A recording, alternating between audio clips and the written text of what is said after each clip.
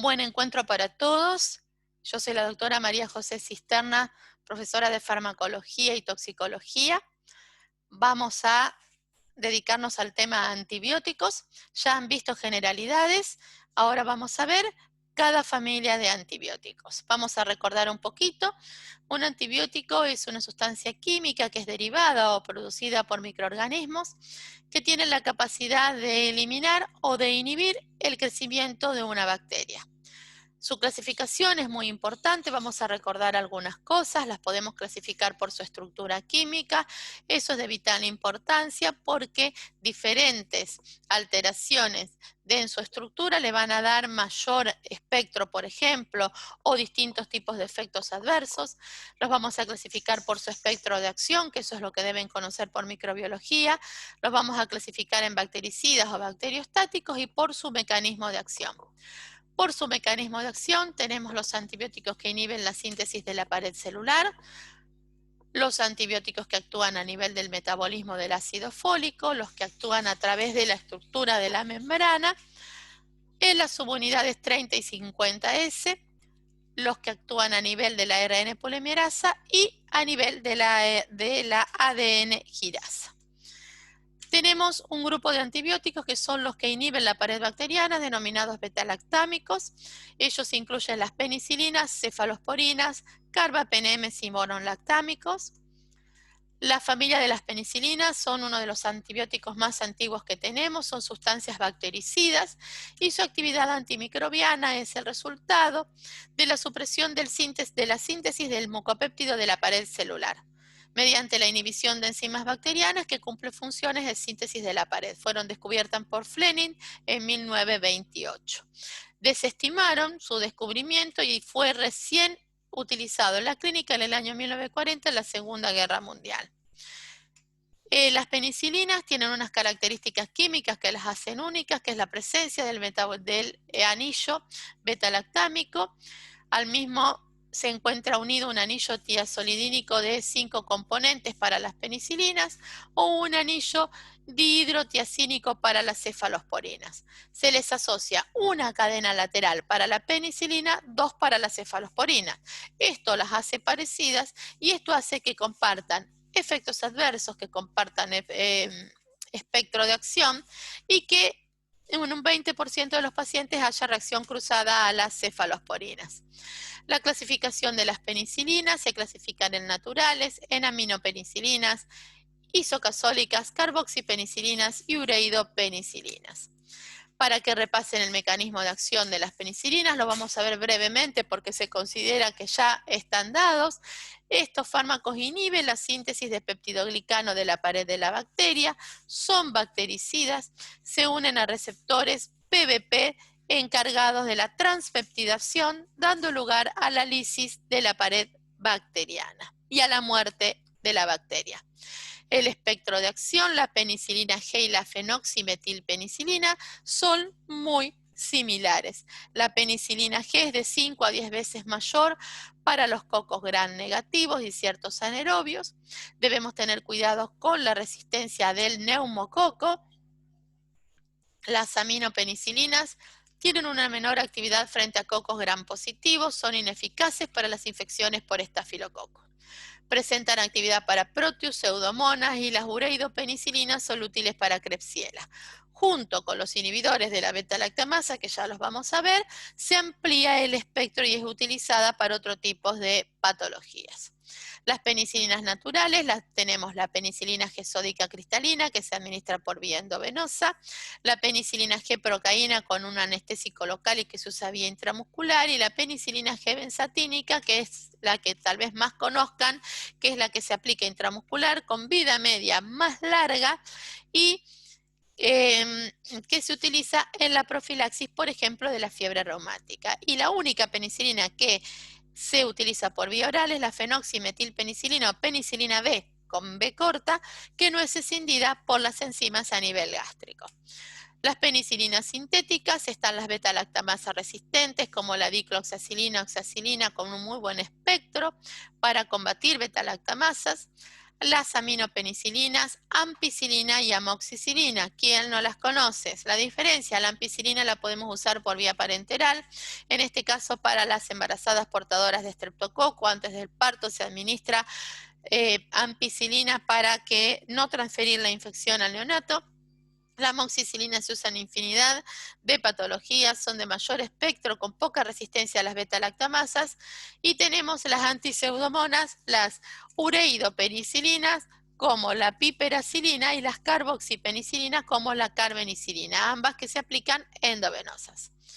Y les comentaba que existen penicilinas unidas a inhibidores suicidas de beta-lactamasas. Esto significa que inhiben a las enzimas, lo que le permite a la penicilina actuar con mayor eficacia frente a ciertas bacterias. Y esto le amplía un poco el espectro a las penicilinas. ¿A qué se asocian? Ampicilina más surlactán, amoxicilina más ácido clavulánico, piperacilina más tazobactam. Como dijimos, esto amplía el espectro, refuerza el mismo. Y, por ejemplo, se pueden utilizar la amoxicilina más ácido clavulánico para las mordeduras de canes y felinos, porque cubre los gérmenes que están en las salivas de estos animales. La farmacocinética tiene una adecuada absorción vía oral, pero se disminuye con los alimentos, por lo cual se deben administrar o 1 hora antes o 2 horas después de las comidas. Se distribuye ampliamente en casi todos los tejidos, a tener en cuenta que su penetración en líquido cefalorraquídeo es mínima, con meninges normales, no así con meninges inflamadas. Antes se colocaba penicilina intratecal, pero daba convulsiones. Alcanza buenas concentraciones en articulaciones, espacio pleural, pericardio y bilis. Se excretan por vía renal. Las penicilinas tienen muchos efectos adversos. Las reacciones de hipersensibilidad y alérgica son los más frecuentes e importantes. Pueden ser inmediata, acelerada o tardía, puede terminar en un shock anafiláctico, trastornos gastrointestinales, diarrea, náuseas, vómitos, trastornos hematológicos, anemia, neutropenia, trombocitopenia, estimular la producción de anticuerpos. Un síndrome muy especial que aquí lo tienen, que es el síndrome de Stevens-Johnson, lo van a estudiar, van a ver que se caracteriza por inyección conjuntival, conjuntivitis, queilitis, queilosis, con lesiones en piel que terminan en grandes flictenas y el paciente termina falleciendo por shock hipovolémico. Les aconsejo que lo estudien. Y reacción cruzada con cefalosporinas en un 20% de los pacientes. Está contraindicado en los alérgicos, en los pacientes con falla renal, el embarazo y la lactancia. Las indicaciones para infecciones polimicrobianas y mixtas, para bacteriemias, infecciones intraabdominales, infecciones ginecológicas como los que les conté recién, piel, partes blandas, sobre todo las que están unidos a un inhibidor de beta-lactamasas, neumonías, para fiebre en neutropénicos, para infecciones del tracto respiratorio superior e inferior, para infecciones urinarias, ginecostétricas, de tejido óseo y articular, infecciones odontógenas, periodontales, para profilaxis quirúrgicas, gonococcia, sífilis, sepsis, meningitis, infecciones virales, meningitis neonatal. ¿Por qué? Porque cubre la listeria monocitógenes, que es causa de meningitis hasta los pacientes de 3 meses de edad, para infecciones por Clostridium, faringitis, endocarditis. Aquí tenemos la otra familia, que es las cefalosporinas. Las cefalosporinas se introdujeron en la clínica en los años 60, descubiertas por Brotzu, que aisló otro hongo que se llama Cephalosporidium acremonium. También poseen un anillo betalactámico, su espectro abarca gérmenes gram negativos, tienen un mecanismo de acción similar y son bactericidas, utilizadas para gérmenes gram positivos, gram negativos y anaerobios. Se clasifican en cefalosporinas de primera, segunda, tercera y cuarta generación, difíciles de memorizar, pero hay que saberlos. Las cefalosporinas de primera generación son la cefalexina, cefalotina, cefazolina, cefadroxilo, cefroxadina y cefradina. Se utilizan para Proteus, Escherichia coli, Klebsiella. Se administran por vía oral o endovenosa. La que se administra por vía oral es la cefalecina, la cefalotina se administra por vía endovenosa. Sirven para infecciones de piel, partes blandas, tiene buena distribución en todos los tejidos y se excreta por riñón. Las de primera generación son activas frente a bacterias gram positivas, con excepción de los enterococos, Staphylococcus aureus resistentes a meticilina y Staphylococcus epidermidis. Las cefalosporinas de segunda generación están cefuroxime, cefaclor, cefamandol, cefoxitime y el cefonicid. Su acción es igual a las anteriores, pero son más activas para gram negativos. Se usan en hemófilos influenza, moraxella catarralis, infecciones respiratorias bajas sobre todo. El Cefurox se utiliza mucho cuando ya se han utilizado amoxicilinas, por ejemplo, a repetición. Se distribuyen en todos los tejidos, no atraviesan la barrera hematoencefálica, sí la barrera placentaria, pasan a la leche materna, se administran oral o vía endovenosa y se excretan por riñón. Las cefalosporinas de tercera generación, importantísimas, como la ceftriaxona, cefotaxin, ceftazidima y cefoperazona, se utiliza para bacilos gram negativos, Citrobacter, Serratia, Providencia, hemófilos influenza, meningococo, Streptococcus pneumoniae, Pseudomonas aeruginosa, Neisseria gonorrhoeae, de administración oral, endovenosa y también intramuscular como la ceftriaxona, se distribuyen en todos los tejidos, atraviesan la barrera hematoencefálica, es el fármaco de elección para meningitis y se utilizan en infecciones, por supuesto, severas y secretas por riñón. Lo que es importante que es de primera elección para la meningococcemia. Tienen menor actividad frente a cocos gram positivos, son más activos para enterobacterias. La cefoperazona y la ceftazidima cubren pseudomonas, aunque tienen menor actividad frente a cocos gram positivos. Las cefalosporinas de cuarta generación, el cefepime y la cefpirona, se utilizan para cocos gram positivos, bacilos gram negativos, enterobacterias, Staphylococcus aureus, neumococo, hemófilos influenza y neiserias. Se administra por vía endovenosa, atraviesa todos los tejidos, barrera hematoencefálica, sobre todo si hay inflamación, con una vida media de 2 horas. Las cefalosporinas de cuarta generación, su espectro de actividad es superior a las de tercera para bacilos gram negativos aerobios. Tienen resistencia a la hidrólisis de las beta-lactamasas producidas por plásmidos o de forma cromosómica. Y tenemos aquí otra familia, comparten efectos adversos, es decir, con las penicilinas, las cefalosporinas. Los carbapenemes, el imipenem, el meropenem, ertapenem y astrionam son de amplio espectro para bacilos gram negativos, microorganismos gram positivos, anaerobios, neumococos altamente resistentes a penicilina. Se obtienen de otro hongo que se llama Streptomyces cataleya y son de amplio espectro. De administración solo parenteral, el minipenem es inactivado por deshidropeptidasas en túbulos renales, el meropenem no es inactivado y tiene mayor actividad contra aerobios gram negativos, menos actividad para aerobios gram positivos. El ertapenem no sirve para pseudomonas. Efectos adversos, náuseas, vómitos, diarreas, erupciones cutáneas, reacciones en el sitio de puntura, reacciones alérgicas y son más frecuentes con el imipenem.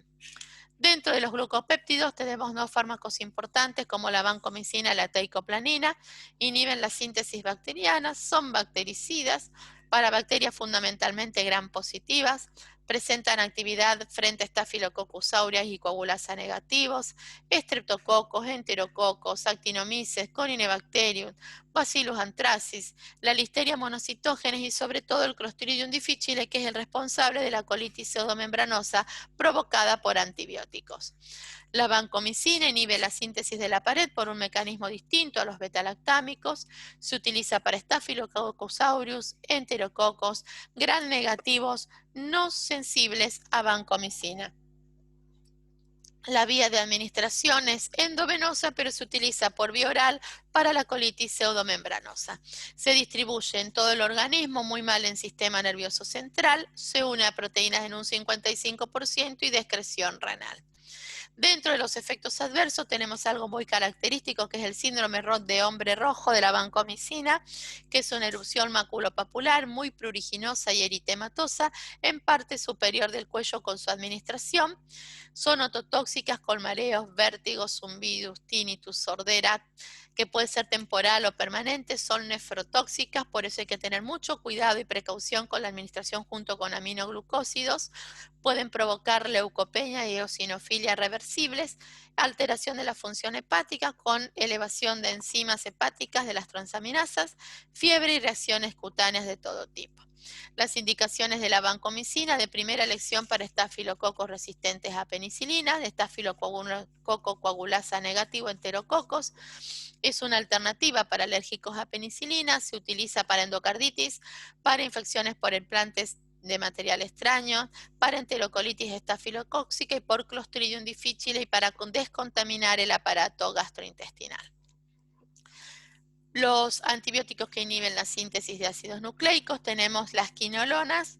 Las quinolonas se dividen en fármacos de primera, segunda, tercera y cuarta generación, como son el ácido nalidíxico, la ciprofloxacina, norfloxacina, gatifloxacina, levofloxacina y moxifloxacina.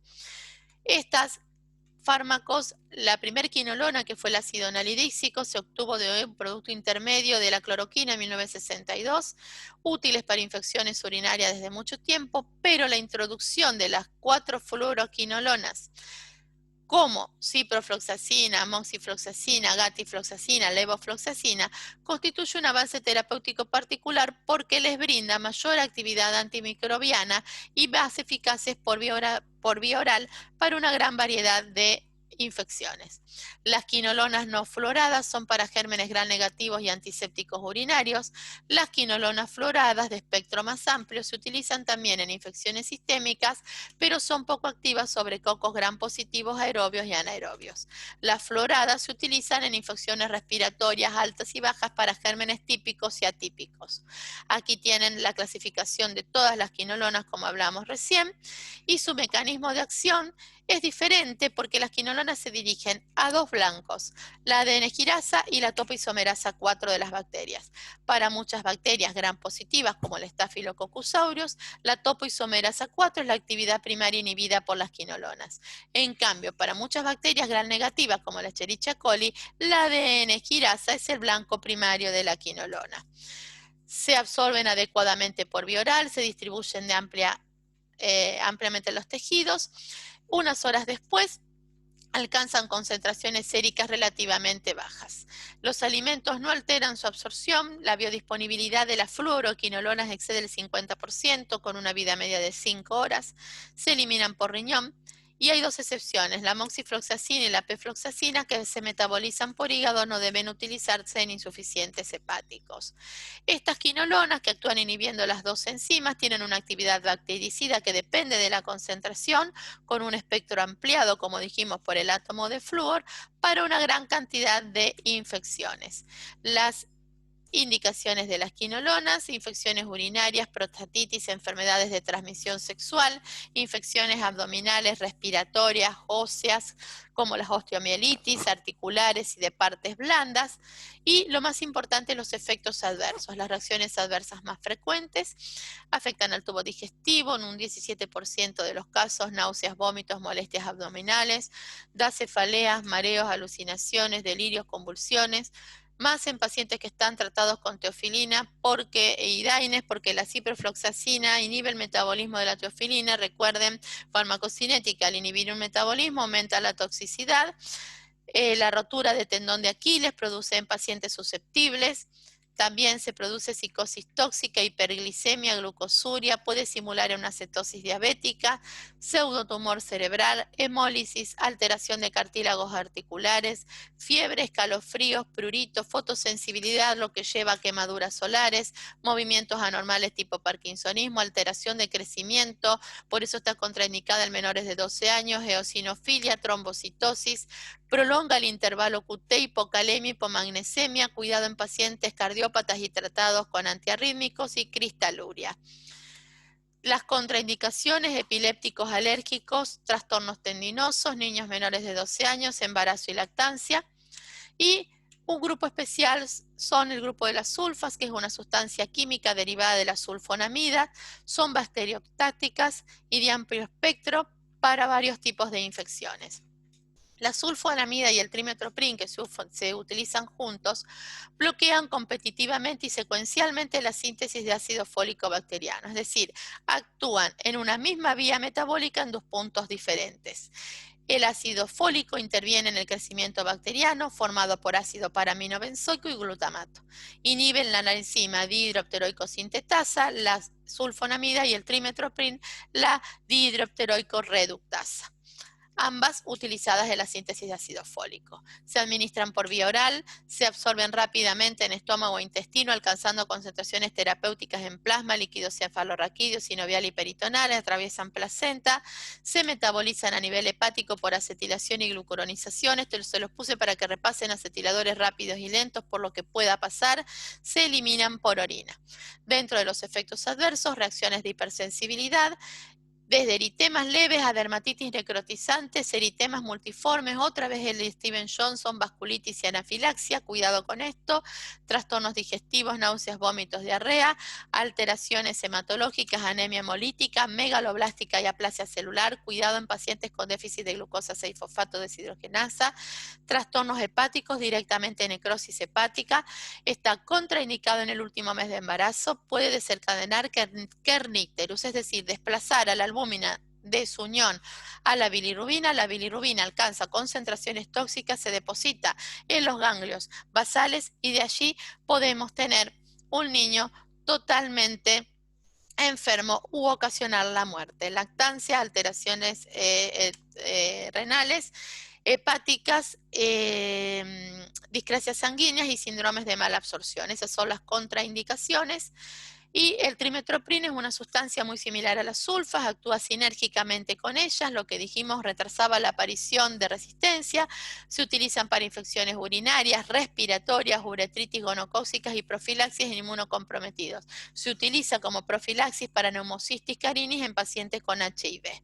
Y bueno, como mensaje final, después de todo este repaso rápido por antibióticos, el objetivo es que utilicemos racionalmente los antibióticos, que conozcamos muy bien el espectro de los mismos, para eso les recomiendo verlos del cuadro del Goodman y Shipman, cuáles son los antibióticos de primera elección, y su uso va a ser que, su uso respetado va a ser que haya menos resistencia y que tratemos con el antibiótico correcto la patología correcta, no con antibióticos de amplio espectro para un germen que ya sabemos cuál es, siempre previa toma de cultivo, si es necesario luego administrar los antibióticos, y les vuelvo a repetir, utilicemos el antibiótico adecuadamente, el mejor antibiótico para la patología que corresponde, por el tiempo que corresponde, con el monitoreo que debe ser y al menor costo posible para los pacientes. Muchísimas gracias por acompañarme en la presentación.